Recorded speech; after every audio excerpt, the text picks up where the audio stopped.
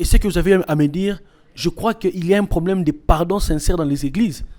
Oui, c'est très difficile de pardonner. Parce que quand les gens voient Martin Makoma, ils disent mais on le connaissait comme étant un chanteur. Mais comment est-ce qu'aujourd'hui il est devenu un apôtre?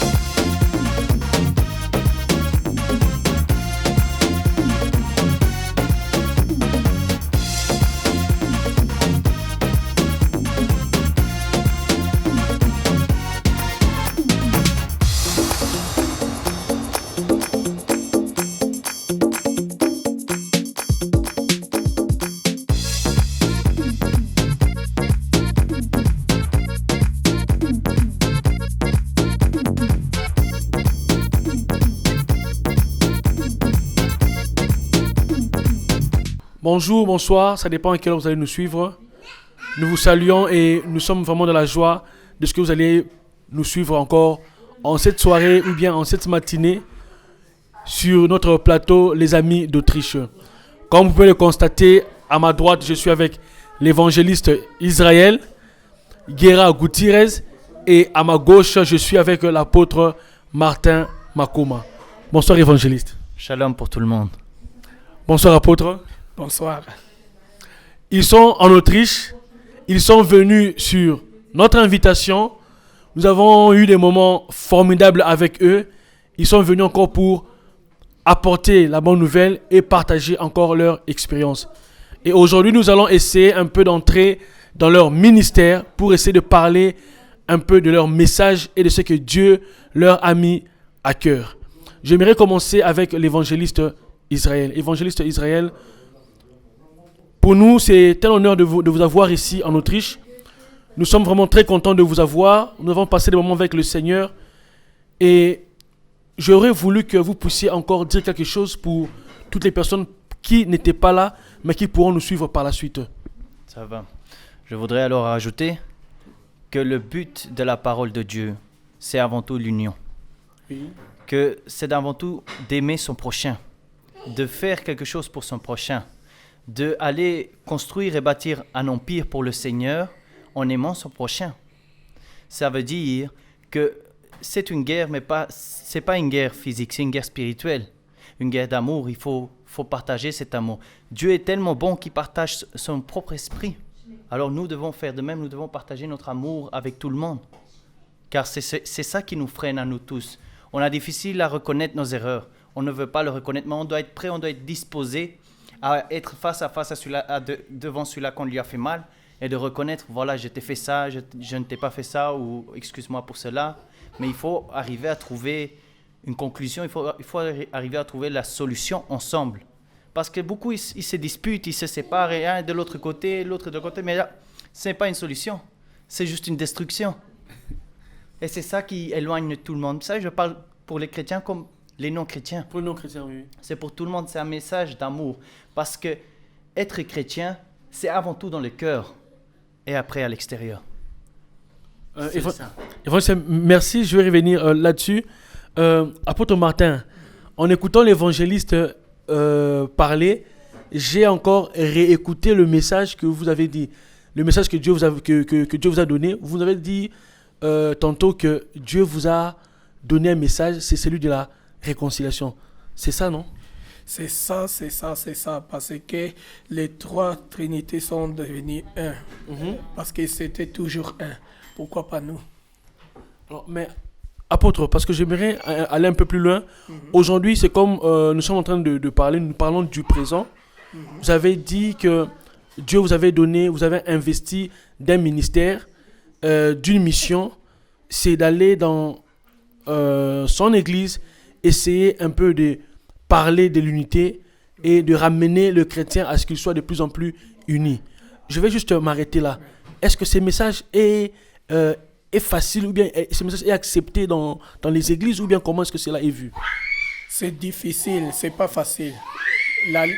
Tu sais, je remercie Dieu de la parole qu'il a dit. La lumière est venue dans le monde n'a pas resté. Alors, on connaît ça que c'est pas facile. Le monde n'a jamais accepté la vraie vérité.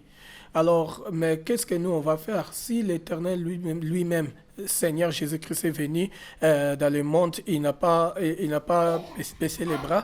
Pourquoi nous on baisse les bras? Alors on continue aussi jusqu'à ce que le Seigneur fasse grâce. C'est lui qui contrôle le cœur des gens, c'est le Seigneur. Alors nous, on est maintenant obligés et avec l'amour de proclamer la parole et le royaume des cieux.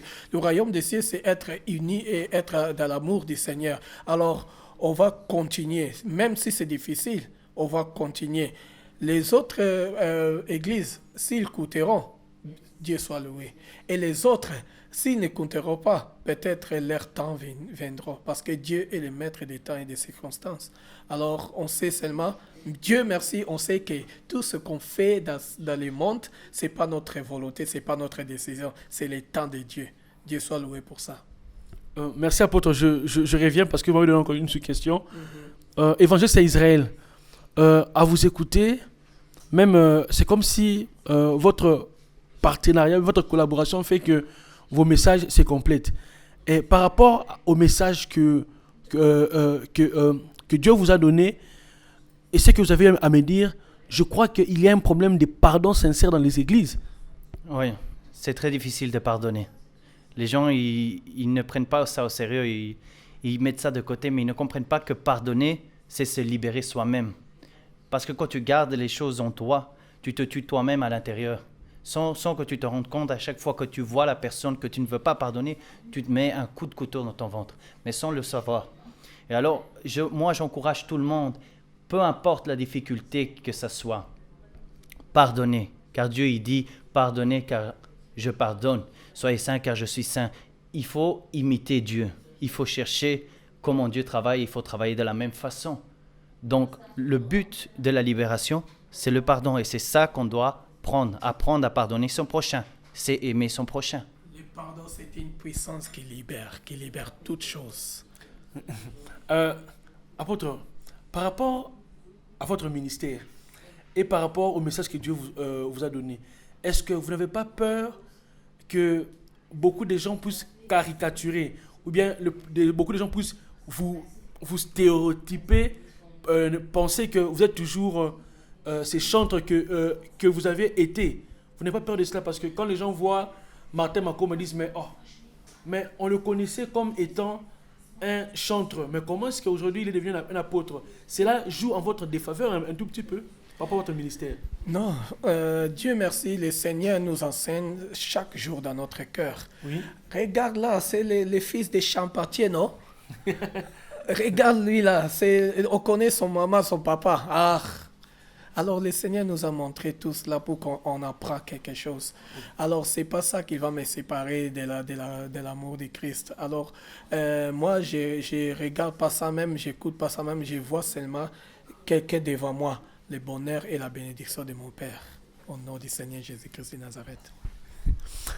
Et une autre question par rapport à ce que l'évangéliste Israël m'a dit. Évangéliste, aujourd'hui, Dieu vous envoie pour aller prêcher et annoncer la bonne nouvelle. Mm-hmm. C'est vrai que ce n'est pas facile, mais sa grâce nous aide. Comment ça se passe quand vous faites des sorties évangéliques, des missions évangéliques? Est-ce que c'est facile pour vous? Je vais être sincère, je n'ai pas trop l'expérience là-dedans. Oui. Mais je sais que ce qui m'attend, ce n'est pas juste le bonheur. Mais la vie, c'est souffrir et avoir du plaisir en même temps. Et tu ne peux pas prendre juste une parce que la vie n'est pas comme ça. Tu dois accepter les deux, tout comme Paul a accepté sa mort, tout comme Jésus-Christ a accepté sa mort. Tout comme ça, je vais accepter la souffrance. Peu importe s'ils doivent me jeter des pierres, me cracher ou faire ce qu'ils veulent. Tant que je dirai la vérité et je resterai dans la vérité, je ferai tout pour le Seigneur. Alors, à vous écouter, évangéliste, je sens en vous une certaine détermination. Mais qu'est-ce qui s'est passé pour que vous puissiez avoir une telle assurance? Qu'est-ce qui s'est passé? Tu sais, c'est simple. C'est l'amour de Dieu.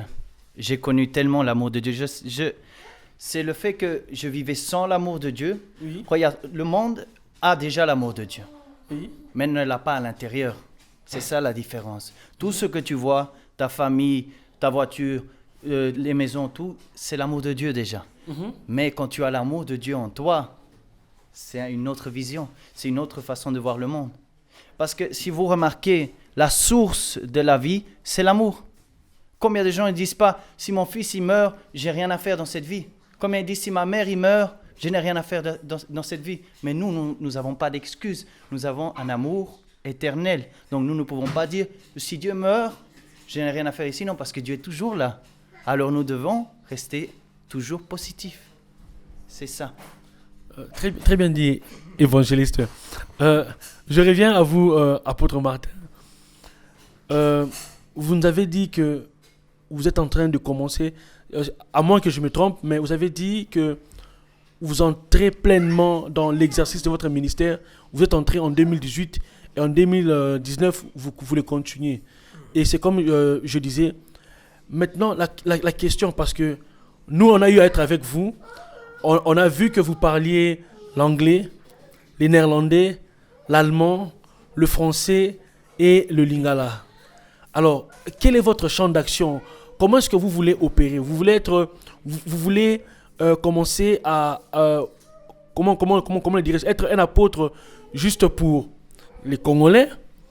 Excusez-moi de prendre ces termes-là. Ou bien vous voulez être ouvert à tout le monde? Parce que les langues que vous avez vous donnent facilement la possibilité de toucher toutes les nations. Mais nous voyons que dans la Bible, il y avait l'apôtre Pierre qui était focalisé sur Israël et l'apôtre Paul qui était focalisé sur les nations païennes, si on peut le dire comme tel. Alors, comment est-ce que vous concevez aujourd'hui votre ministère?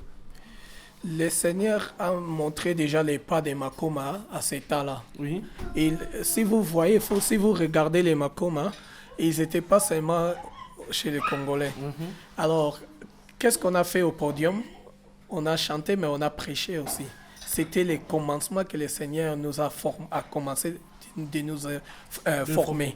Alors, c'était pas seulement, on n'était pas seulement au Congo, mais on était partout dans toute la terre. Alors, le Seigneur m'a donné aussi la même chose. Comme on a fait partout dans toute la terre, c'est ça que je vais continuer ça. Je vais continuer ça à partir de toute la terre et de prêcher. Alors, le Seigneur m'a appelé non seulement pour les Congolais, mais pour toutes les nationalités. Et là, je suis content parce que la parole de Dieu n'est pas seulement pour une seule place. La parole de Dieu, c'est pour tout le monde. Je remercie Dieu parce qu'il m'a donné les 5 langues-là. Ça donne aussi la préparation. Ça se montre aussi qu'il nous a préparés pour prêcher partout, pour qu'on soit libre. Il a fait ça aussi dans les jours de Pentecôte. Dans les jours de Pentecôte, qu'est-ce que le Saint-Esprit a fait? Il a fait montrer aux Juifs que le temps est venu, que le christianisme non pas seulement pour les Juifs. C'est pourquoi les mêmes gens, mais ils ont parlé beaucoup de langues à ces jours-là. Plusieurs langues différentes. C'était pour montrer que maintenant ça commence. La parole, il faut partir partout. C'était un exemple. Et ça, l'exemple qu'on voit aussi aujourd'hui. Pourquoi je connais beaucoup de langues? Est-ce qu'on n'a pas dit que Dieu a fait toutes choses avec une but? Proverbe, chapitre 16, verset 3. Apôtre, je reviens. Évangile à Israël. L'apôtre a parlé de 5 langues. Je les ai toutes citées. Oui. Mais je crois que vous êtes la 6e langue pour l'apôtre parce que vous parlez espagnol. Oui, Oui. c'est vrai. Alors, la question que tous nous sommes posés, votre collaboration, votre partenariat dans l'œuvre du Seigneur, Oui. comment avance-t-elle? Est-ce que vous avez déjà commencé quelque chose ensemble? Vous avez déjà commencé à bâtir? Vous avez déjà commencé des projets? Comment ça se passe? Regarde, le Seigneur m'a mis à moi comme Josué et à lui comme Moïse. Il m'a mis à moi comme Timothée et à lui comme Paul. Je suis son bras droit. Ok. Je suis son soutien. Car je le vois tous les jours, le travail que lui il a pour gérer l'église et pour gérer aussi les gens de l'extérieur qui l'appellent pour demander du soutien. Il a beaucoup de travail. Donc moi, je suis là pour l'assister. Pour le moment, on va dire que c'est le commencement de notre ministère à nous deux. Ok. Ce qu'on fait ici en Autriche. Mais c'est surtout pas la fin. Alors, je vous remercie pour cela, parce que l'apôtre avait eu à parler encore des ministères complémentaires et du soutien. Évangéliste Israël, n'avez pas vous peur de cette pression? Parce qu'il faut le dire, comme l'apôtre l'a dit, il porte avec lui un nom qui pèse. C'est comme avoir l'héritage d'une personne qui était connue. Est-ce que pour vous, ça vous rend la tâche facile ou bien c'est encore plus un challenge? Je vous dis la vérité, je ne sais pas à quoi m'attendre. Okay. Je dis la vérité, même maintenant déjà, des fois c'est difficile pour moi. Parce que c'est la première fois que je fais des choses de ce genre. Mais j'ai confiance en Dieu. Et je sais qu'il ne donne pas plus de ce qu'un homme peut porter. Donc je sais que quand j'en pourrai plus, c'est lui qui va le porter. Donc je lui fais confiance jusqu'au bout. Apôtre Martin, je suis vraiment très content. Pourquoi? Parce que Dieu vous a donné un Josué, il vous a donné un Timothée, afin de vous faciliter vraiment le ministère. Alors, apôtre, beaucoup de gens peuvent se poser une question, dans le sens où ils aimeraient savoir, est-ce que vous avez déjà commencé une église? Et si vous avez commencé déjà une église, une œuvre, c'est dans quel pays? Parce que vous avez dit récemment, vous avez dit récemment que vous n'avez aucune frontière. Il est certes vrai que vous vivez en Belgique, mais vous pouvez facilement aller aux Pays-Bas, facilement venir ici en Autriche, en Allemagne, et vous pouvez aussi vous déplacer en France et à Londres. Mais précisément, si aujourd'hui vous commencez une œuvre, où est-ce que vous allez la commencer? Et pourquoi ces lieux-là? Ces lieux-là, le Seigneur a montré déjà, ça a commencé à Belgique. Oui. Et ça a commencé non à Bruxelles, mais c'est à Lost. Alors, si quelqu'un veut un jour venir et visiter les temples de Dieu, vous allez voir les codes de Facebook et tout cela. Et même le numéro de téléphone, vous allez voir ça va se marquer. Alors, c'est chez nous à Belgique. Oui. C'est là-bas qu'il a commencé. Et le nom de notre assemblée, c'est Bethesda. Apôtre, excusez-moi. Vous avez dit que si quelqu'un aimerait venir là-bas, il n'a qu'à aller sur Facebook. Mais si la personne allait sur Facebook, quel nom ou bien devrait-il rechercher exactement? Parce que je sais que nous avons aussi des personnes qui nous suivent en Belgique qui aimeraient expérimenter la grâce que Dieu a déposée en vous, mais s'ils doivent rechercher l'église, comment rechercher cela sur Facebook? Est-ce que vous pouvez un peu nous éclairer et les aider? Oui, c'est ce qu'on a fait. Ça a commencé tout maintenant. Oui. Et on a ça déjà, mais je ne connais pas ça dans la tête pour le moment. Alors, mais on va marquer ça dans l'écran et les gens vont voir ça. Et après ça, je vais mettre ça dans ma tête. Parce que toute chose nouvelle, ça commence nouveau. Nous vous remercions pour la suite ou bien pour les nouvelles concernant l'apôtre Martin, parce qu'il nous a fait une promesse ici, on va toujours pouvoir les publier au moment opportun. Alors nous sommes toujours en train d'avancer. Évangéliste Israël, vraiment aujourd'hui, parce que pour ceux qui nous suivent, on était ensemble, je le redis encore, votre prestation a été vraiment pour nous quelque chose de poignant et de touchant, parce que vous avez donné votre témoignage personnel. Et j'aimerais encore revenir là-dessus. Évangéliste, est-ce que vous pensez que le meilleur évangile, c'est sa propre vie? Le meilleur le meilleur évangile, oui. Donc ce que l'on prêche, doit provenir de sa propre vie et de sa propre expérience? Non, ce qu'on prêche doit venir de la parole de Dieu avant tout. Mais tu peux te baser un peu sur ta vie. Mais un évangéliste devrait se baser plutôt d'abord sur la parole de Dieu, et puis ensuite sur sa vie, et en dernier sur la vie des autres. Parce que quand vous avez eu à donner des exemples, ces exemples vous ont concerné personnellement. Je sais qu'il y a certains qui n'arrivent pas à parler d'eux-mêmes. Mais cela ne nous a pas pourtant gênés. Parce que je partage le changement que Dieu a fait en moi. Oui. Et c'est justement ce changement que je partage avec le monde pour que le monde change. C'est ça le message que je donne. C'est le message de passer de la destruction à arriver à construire quelque chose. Tu comprends? Je comprends. C'est arriver à passer d'en bas pour aller en haut. Parce que Dieu n'appelle pas les gens qualifiés. Oui. Non, Dieu il qualifie ceux qui l'appellent. C'est pour cela. Donc, mon message, en fait, est un message de construction. Il faut bâtir sa propre maison petit à petit dans ce monde. En esprit, je parle, bien sûr. Et là, tu pourras vivre en paix. Apôtre, vraiment, je sens entre vous une certaine harmonie et cohérence dans les propos. Pourquoi? Parce que je viens de vous suivre tout à l'heure et vous parliez vous-même de votre expérience et de certaines erreurs que vous avez eu à faire, peut-être par négligence ou bien peut-être par défaut de jeunesse. Euh, Apôtre, vous n'avez pas peur que cela puisse un peu vous nuire un tout petit peu ou bien une personne peut faire une mauvaise idée sur vous? Je ne sais pas. Non. Si l'Éternel aime une chose très importante, Oui. il a dit quelque part dans l'Écriture, je t'ai fait connaître mon péché. Je n'ai pas caché mon iniquité. J'ai dit, j'ai voué mes transgressions à l'Éternel, et toi, tu as effacé et tu as restauré mon âme. Alors, quand j'ai parlé ça, je n'ai pas regardé les humains, je n'ai pas regardé les gens, mais j'ai regardé que je parle vers mon Dieu, que j'ai vraiment totalement changé et je suis très content de ça. Alors, je n'ai pas peur. Celui qui a vraiment l'Esprit de Dieu, Oui. il comprendra. C'est lui vraiment qui est appelé du Seigneur. Il va comprendre les messages. Beaucoup sont appelés, hein, mais pas tous sont choisis. Apôtre, pour nous qui sommes en Autriche, je vais toujours les redire et le répéter. Nous avons été vraiment touchés par ce que vous avez eu à nous dire aujourd'hui, ce que vous avez à parler de la part du Seigneur. Un frère m'a posé la question.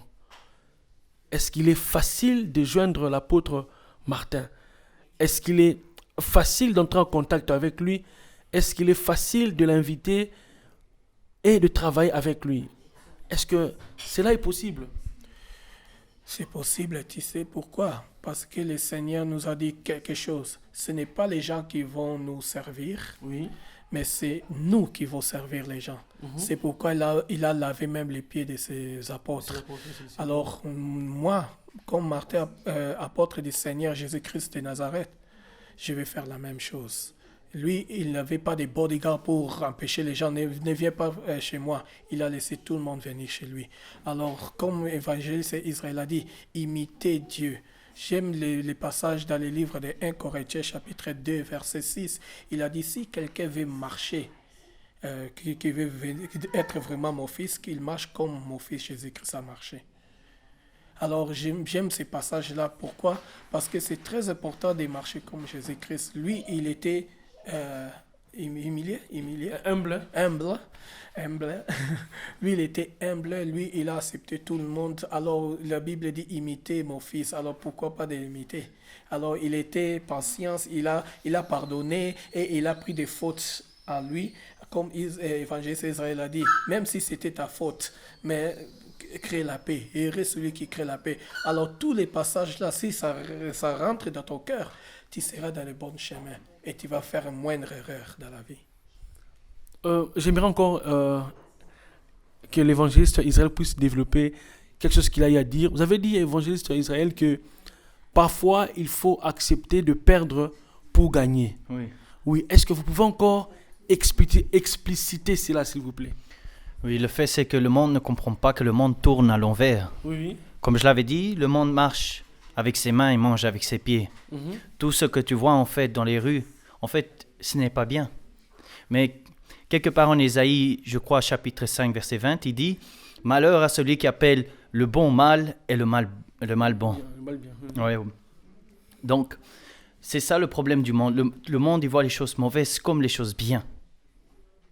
Au lieu de regarder tout ce qui est bon. Quand les gens ils parlent de l'église, oh, c'est ennuyant, c'est pas bien.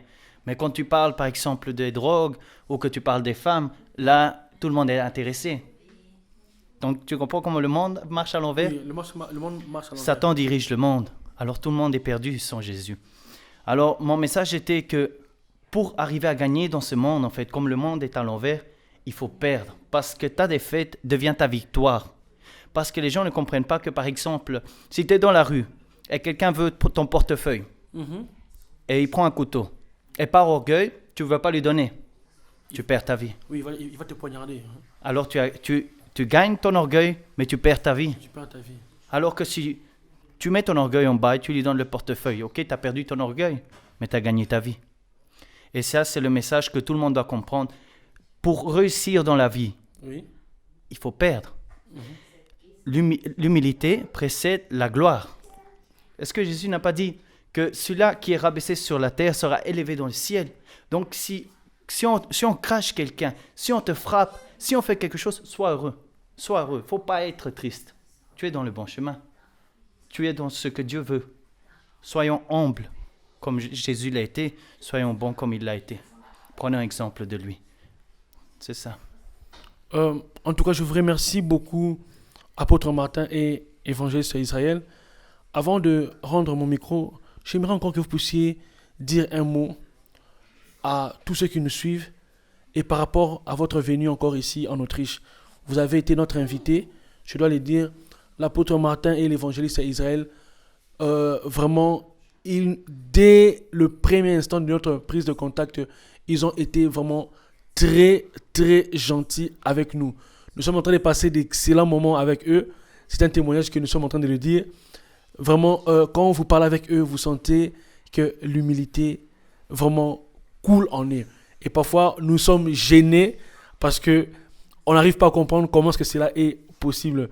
Apôtre, l'Autriche, les portes de l'Autriche, à vous évangélistes et à vous apôtres, vous seront toujours ouvertes. Et nous vous promettons, par la grâce du Seigneur, de nous revoir encore bientôt. Et pour tous ceux qui avaient fait le déplacement et pour tous ceux qui vont nous suivre, qu'est-ce que vous pouvez encore leur dire de la part de Dieu? Je remercie Dieu le Père de tout mon cœur. Je connais maintenant mes frères et sœurs que je connaissais seulement de la voix et maintenant je le vis en chair et en os. Et je suis très content. Je connais maintenant Jonathan, je connais Maestro, je connais Jacques et je connais tout le monde ici. C'est un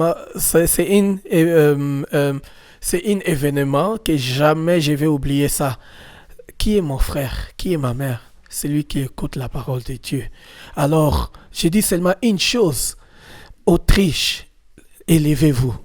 Vous êtes dans les chemins des vrais adorateurs. Soyez un exemple. Soyez un exemple que beaucoup de chrétiens au Congo, en Afrique, même en Europe, qui ne sont pas. Connaître vraiment la unité. Si le Seigneur veut que les gens réussissent à atteindre cette level, alors vous serez bénis, vous serez les premiers. Parce que beaucoup de places où j'ai voyagé, il y a seulement des problèmes d'unité. Alors, soyez un exemple. Oh, j'ai remercié la parole de Dieu, comme il dit à 1 Corinthiens chapitre 4, verset 20. Le royaume des cieux n'est pas seulement en parole, mais aussi avec la puissance. Que les gens soient guéris, non seulement la parole. Jésus-Christ a prêché, mais il a guéri aussi. Il faut que des églises, les gens qui ont des problèmes de santé ou qui sont enchaînés dans les chaînes du diable, ça réalise ce que le Seigneur a dit à Ésaïe 61. Il est venu pour délivrer des gens qui sont dans les ténèbres. Alors c'est ça ma prière à notre frère et sœur ici. Et soutenir les amis d'Autriche. Cette idée-là, c'est incroyable. Que le Dieu vous bénisse abondamment. Restez unis. Le diable attaque les gens qui sont unis. Sois fort. Et l'esprit de discernement à comprendre, va-t'en Satan. Ne dis pas, va-t'en toi Jacques, je ne te veux plus. Là, tu as péché. Mais il faut chasser celui qui est derrière. Comme lui, il a fait. Il n'a pas dit, va-t'en Pierre. Il a dit, va-t'en les diables. Si nous, on va traiter tout le monde comme ça, on ne va jamais regarder et il ne mange pas des choses à lui. Il a peut-être un démon. Là, tu n'es pas chrétien.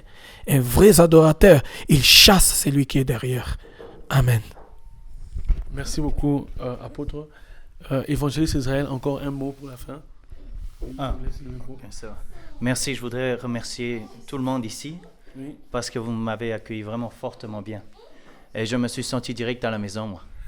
Je suis normalement quelqu'un qui ne s'ouvre pas très vite. Okay. Mais avec vous, j'ai eu le sentiment que toutes les portes étaient ouvertes. Alors, je vous remercie beaucoup pour cela. Et mon message pour l'Autriche, c'est que Autriche, enlevez les frontières. Faites que toute l'Europe, que tout le monde soit un. Que les frontières qui ont été créées par l'homme n'existent plus à nos yeux, mais qu'on se rapproche de plus en plus des cœurs de chacun.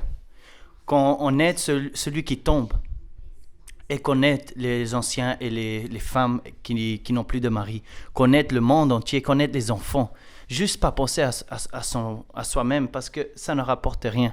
La main qui donne, c'est la main qui reçoit. Donc donnez votre amour et vous recevrez de l'amour. Je vous dis, ce message d'amour qui est dédié pas seulement pour l'Autriche, mais pour tout le monde. Recevez l'amour du Seigneur Jésus-Christ et la grâce et son salut. Au nom du Seigneur Jésus-Christ de Nazareth, je vous bénis tous et je vous dis je vous aime. En tout cas, avant de rendre l'antenne, j'aimerais remercier Richie Maestro. En tout cas, merci Maestro pour ta participation. Pour ceux qui étaient là, ils ont écouté sa chanson. Vraiment, vous sentez que c'est le Saint-Esprit qui a écrit cette chanson. J'aimerais remercier également l'Audrey Tempo. Merci l'Audrey Tempo pour la réception. Je pense également à ta bien-aimée maman Natacha. Je pense également à votre fille Lorina. J'aimerais également remercier notre directeur technique Jonathan Wiener. Jonathan Wiener, merci pour tout ce que tu es en train de faire. Je vois directement maman Lily. Elle s'est démenée pour nous donner les meilleurs d'elle-même. La maman de Jordan. Je pense également à notre administrateur Gelor Geshoman, ceux qui nous ont accompagnés. Gelor Geshoman est allé jusqu'à Vienne pour aller récupérer l'apôtre et l'évangéliste. Il est tout le temps disponible. Je pense également à Lotila. Vraiment, merci pour tout ce que vous avez fait pour nous. La ville de Linz nous a reçus comme pas possible. Je pense à toutes ces personnes qui nous ont ouvert leur cœur. Maman Isabelle, avec papa Richard, l'héros dans l'ombre. Je pense également au pasteur Garcia. Pasteur Garcia Gratz, nous vous appelons à la fois pasteur et papa. Merci pour votre intervention. Je pense à tous les hommes de Dieu qui sont venus. Je pense au pasteur Simon. Je pense au berger Christian de Vienne. Je pense au frère Joe. Je pense à papa Gilbert de Vienne également. Merci pour votre participation. Je n'oublie pas maman Kanye, papa Didier de Vels. Merci pour tous ceux qui ont été là, tous ceux qui nous ont soutenus.